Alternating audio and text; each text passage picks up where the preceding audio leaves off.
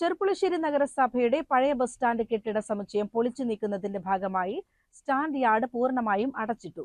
ഇതോടെ വിപുലമായ ഗതാഗത പരിഷ്കരണങ്ങൾ പ്രാബല്യത്തിൽ വന്നു. നിലവിലുള്ള കെട്ടിടത്തിന്റെ അപകടാവസ്ഥ കണക്കിലെടുത്താണ് അടിയന്തരമായി യാർഡ് അടച്ചുപൂട്ടിയത്.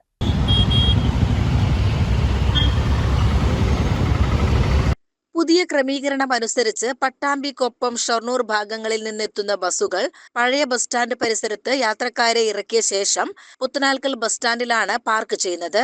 പെരിന്തൽമണ്ണ, പാലക്കാട്, മണ്ണാർക്കാട് ഭാഗങ്ങളിൽ നിന്നുള്ള ബസ്സുകൾ പുതിയ സ്റ്റാൻഡിലും പഴയ സ്റ്റാൻഡ് പരിസരത്തും യാത്രക്കാരെ ഇറക്കി ഗവൺമെന്റ് ആശുപത്രിക്ക് താഴെയുള്ള മിഥില ഹോട്ടലിന് മുൻവശമാണ് നിർത്തിയിടുന്നത്.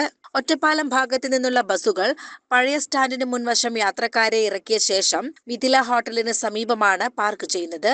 എല്ലാ ബസ്സുകളും പഴയ സ്റ്റാൻഡ് പരിസരത്ത് നിന്ന് യാത്രക്കാരെ കയറ്റിയാണ് സർവീസ് നടത്തുന്നത്. പുതിയ പരിഷ്കാരത്തിൽ യാത്രക്കാർക്കുണ്ടാകുന്ന ബുദ്ധിമുട്ടുകൾ പരിഹരിക്കാൻ പോലീസിന്റെ സേവനവുമുണ്ട്. കൂടാതെ നഗരസഭ അധികൃതരുടെ ഇടപെടലുമുണ്ട്. കൂടാതെ ചെറുവാഹനങ്ങൾക്കും പാർക്കിംഗ് നിയന്ത്രണങ്ങൾ ഏർപ്പെടുത്തിയിട്ടുണ്ട്. പാർക്കിംഗ് നിരോധിത മേഖലകളിൽ നഗരസഭ പുതിയ ബോർഡുകൾ സ്ഥാപിച്ചു വരികയാണ്. CCN ചെർപ്പുളശ്ശേരി.